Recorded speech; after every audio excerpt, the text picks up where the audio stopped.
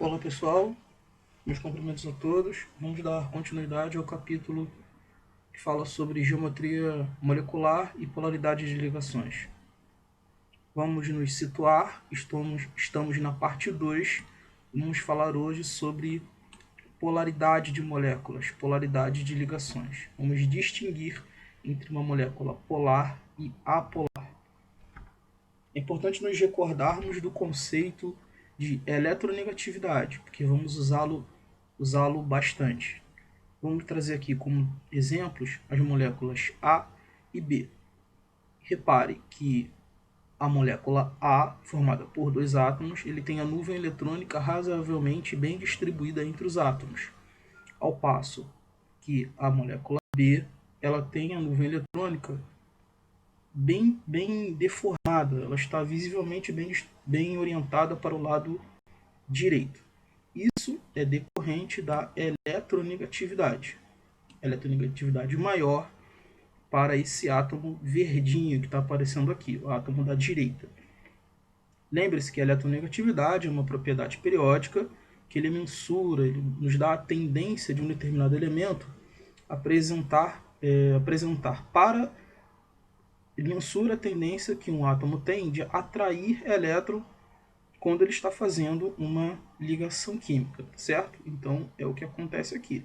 Justamente na molécula A, as eletronegatividades são iguais, e na molécula B, as eletronegatividades são diferentes. Recordem-se que nós temos uma escala crescente de eletronegatividade, uma propriedade periódica. Nós temos que ela cresce da esquerda para a direita, na tabela periódica, e de baixo para cima na tabela periódica, de forma que os ametais flúor, oxigênio e nitrogênio são os mais eletronegativos, tá certo? E o fósforo, hidrogênio e os metais são os menos eletronegativos. Vamos então à distinção entre uma ligação apolar e uma ligação polar.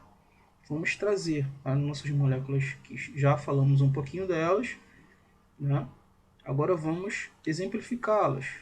Uma se tratando do gás hidrogênio e a outra do ácido fluorídrico. Ambas formadas ou constituídas por dois átomos. Então vamos falar um pouquinho dessa molécula aqui, do ácido fluorídrico. Como foi já mencionado, o par de elétrons compartilhado entre o hidrogênio e o flúor, ele não é atraído igualmente por ambos os átomos, tá certo? Acontece uma atração igual entre o H2. Uma vez que o flúor ele é um átomo mais eletronegativo que o hidrogênio, o par de elétrons fica deslocado para sua direção. Como o par de elétrons ele vai ficar mais deslocado no sentido do flúor, dizemos que o flúor ele aparece ou vai apresentar uma carga parcial negativa, representado pela letra delta negativa. Ao passo que o hidrogênio vai apresentar uma carga parcial positiva. Quando isso acontece, nós dizemos que a ligação entre o hidrogênio e o flúor é chamada de uma ligação polar. Criamos aqui polos, ou regiões na molécula negativas e positivas, certo? Isso vai acontecer quando átomos com diferentes eletronegatividades se unirem. Agora, átomos com eletronegatividade iguais, que é o caso da molécula de H2, a molécula será apolar, perfeito? Agora, ainda aqui na molécula do ácido fluorídrico, vamos chamar a atenção para essa letrinha grega aqui. Deixa eu apagar tudo para destacá-la. Então vejamos. Essa letrinha aí representa o vetor momento dipolar ou o momento dipolar. Vou chamar daqui para diante de momento dipolar. Ela vai ser justamente a grandeza que caracteriza a polaridade de uma ligação. Então, quando, por um exemplo, o vetor momento dipolar for nulo, eu estou afirmando que aquela ligação, tá certo? Ela será apolar. E quando, numa ligação, o vetor momento dipolar ele for diferente de zero, estou afirmando que aquela ligação é polar. E a partir dessa análise, nós vamos apontar uma molécula sendo apolar e uma molécula polar. Vale a seguinte observação para essa estrutura. Essa é uma estrutura bem simples, formada por apenas dois átomos. Quando a molécula formada por dois átomos, a ligação for polar, é o caso do HF, a molécula também será polar, perfeito? Agora, quando a molécula formada por dois átomos, a ligação for apolar, a molécula será também apolar. Só que vejamos que nós temos moléculas mais complexas, e aí a avaliação vai ter que ser um pouquinho mais elaborada, um pouquinho mais atenta. Vejamos, moléculas polares e apolares. O que nós devemos fazer? Vou destacar aqui. Para saber se uma molécula é polar ou apolar, o que nós devemos fazer? Somar todos os vetores momento dipolo de todas as ligações e concluir se o vetor resultante é nulo ou não. Quais os fatores que nós vamos utilizar para fazer essa avaliação? Vamos observar a geometria da molécula e justamente a escala de eletronegatividade. Vamos ao exemplo do tetracloreto de carbono. É uma molécula apolar. Primeiro passo, eu tenho a fórmula, construo, determino a sua geometria e agora avalio a eletronegatividade dos ligantes. Tá certo? Reparem que há uma distribuição uniforme, simétrica, em torno do átomo central, que é o carbono. Nesse caso, os vetores de momentos dipolares, tá certo, vão se anular. Então, o vetor resultante será zero. Nesse caso, a molécula vai ficar sendo classificada como apolar. Agora, uma molécula bem parecida, tá certo? CHCl3. Ela é uma molécula polar. Por quê? Reparem, o carbono é tetraédrico, está fazendo aqui 4 ligações, mas nós temos aqui, vou destacar para você, o hidrogênio. Ele é muito menos eletronegativo que os 3 cloros. Ainda que, né, ele tenha a mesma geometria do CCl4, do tetracloreto de carbono, a presença desse hidrogênio, colocado aqui em cima, vai fazer com que o vetor momento dipolar seja diferente de zero, porque não há uma distribuição uniforme ou simétrica em torno do átomo central. Perfeito? Vamos ver outros exemplos. Repare a molécula do hidreto de berílio, é uma molécula apolar. Eu tenho o berílio como átomo central, os hidrogênios como átomos periféricos. O berílio ele não tem par de elétrons, tá certo? Não ligante. Então a molécula vai ser aqui linear.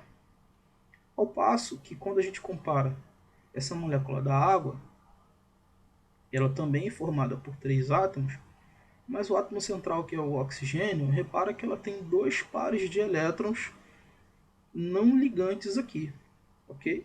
Ou seja, essa distinção entre o par de elétron ligante e a diferença de eletronegatividade entre eles, e juntando essa uniformidade, essa simetria em torno do átomo central, é que vai justificar a diferença de polaridade entre as duas. Nós temos aqui a presença desse par de elétrons não ligantes. Agora repare, o BCl3, certo? É uma molécula apolar. O boro está no grupo 3, grupo do alumínio, ele tem 3 elétrons na camada de valência, e o cloro está no grupo 17, tem 7 elétrons da camada de valência. Cada um desses átomos aqui vão se estabelecer o octeto dele. Fazendo a geometria da molécula, ela vai ser uma geometria trigonal planar, certo? Essa geometria trigonal planar, em relação a esse átomo central, todos os átomos ao redor dele estão bem distribuídos, estão uniformes, estão simétricos. Então, justamente, levando em consideração a escala de eletronegatividade desses átomos de cloro, tá certo? Junto com a geometria que se deve estabelecer essa molécula, a gente afirma que essa molécula é apolar. Agora vamos ao último caso, que é o caso da amônia, que é uma molécula polar. A amônia, ela tem uma geometria de pirâmide trigonal. Repare que ela tem esse par de elétrons aqui livres ou não ligantes, tá certo? O nitrogênio é mais eletronegativo do que os hidrogênios, somando-se ainda a presença desse par de elétrons não ligantes que está aqui em cima, tá certo? A combinação de todos esses fatores, da disposição, da orientação dos pares de elétrons, da sua existência ou não, ok? Ainda somado à disposição espacial junto com a eletronegatividade, todos os componentes aqui, a gente afirma que a molécula é polar. Agora um quadro geral, um quadro resumo, tá certo? Vamos acompanhar aqui um a um. Gás carbônico, CO2. A sua geometria molecular é linear. O carbono é o átomo central. Reparem que as setas aqui indicam, né, o átomo mais eletronegativo, que é o caso do hidrogênio. A molécula é linear, mas os vetores, nesse caso aqui, ó, eles vão se cancelar. A ligação carbono-oxigênio é uma ligação polar, mas o resultado, tá certo, da disposição dessa ligação, em virtude da molécula ser linear, os vetores, tá certo, no momento de polar, vão se cancelar. Isso resulta numa molécula apolar. Agora vamos comparar a molécula do ácido cianídrico ou do gás cianídrico, ambas são lineares. Mas reparem, o carbono é o átomo central, reparem a sua direita e esquerda. Nós temos o nitrogênio sendo muito mais eletronegativo que o carbono e o hidrogênio. Esses vetores momentos dipolares, eles não vão cancelar, tá certo?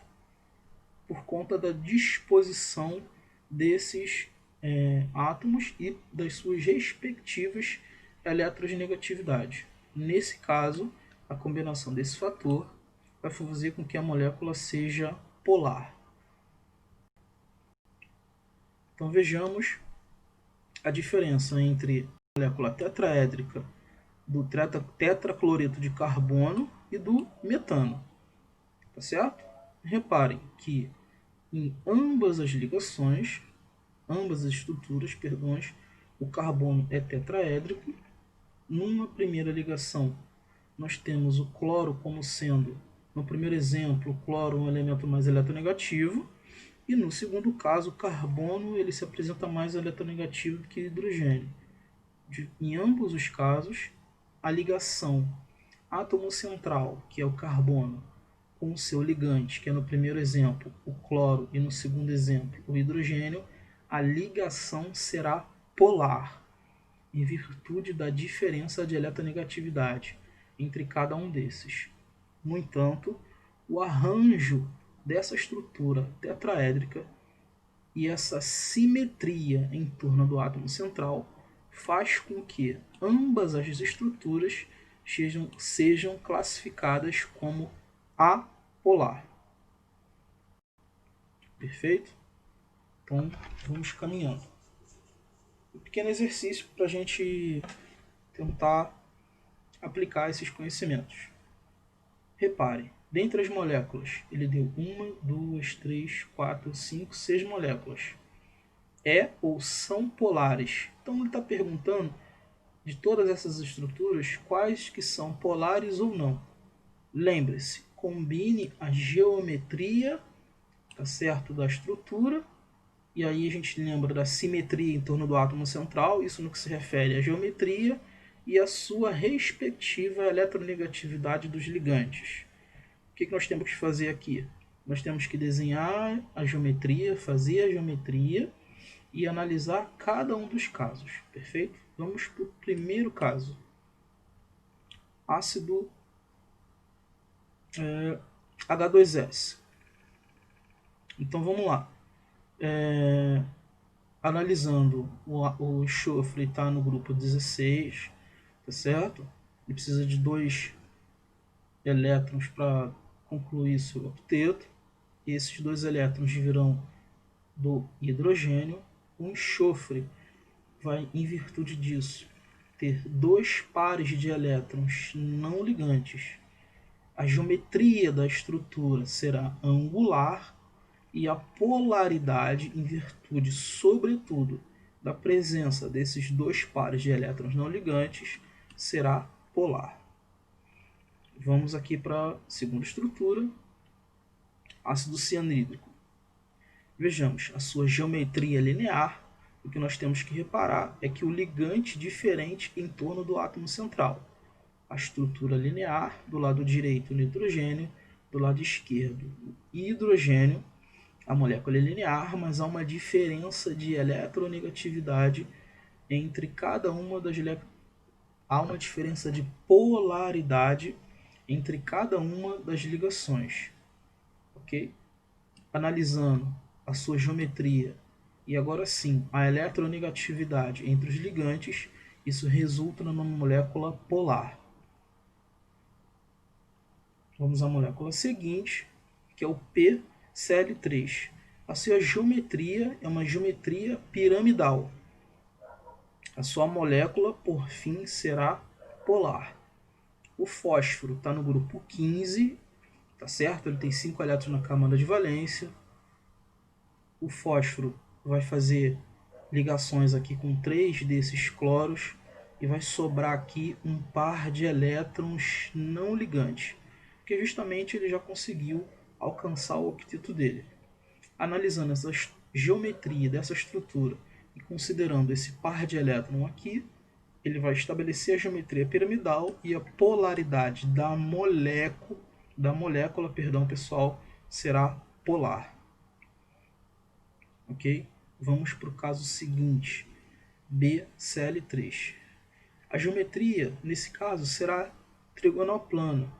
Por que será trigonal plana? Porque justamente, comparando o exemplo superior, né, do PCl3, vejamos que ele não tem a presença desse par de elétrons. E em ambos os casos, o ligante será igual. Repara que a presença desse átomo, a presença do par de elétrons não ligante nos fósforos, em comparação ao bromo, faz com que justamente a molécula ganhe uma geometria diferente. No segundo caso será trigonal plana e ela vai se configurar como uma molécula apolar. BR2, o bromo. Toda molécula diatômica, tá certo? Com ligantes iguais, que é esse caso aqui, ela será apolar. A eletronegatividade desiguais, o vetor momento dipolar resultante será nulo. E o tetacloreto de carbono, já vimos, nós temos o átomo central, o carbono, os átomos periféricos, o cloro. O átomo aqui do carbono faz 4 ligações. A geometria para essa ligação será tetraédrica e todos os ligantes serão iguais. Avaliando a eletronegatividade desses ligantes, por se tratarem de um mesmo ligante, o cloro, a molécula será classificada como molécula apolar. Perfeito? Por fim, nós temos que a primeira estrutura, a segunda e a terceira estrutura são as moléculas polares. Perfeito, pessoal? A resposta está colocada aqui em cima para vocês. É isso então, muito obrigado e até a próxima.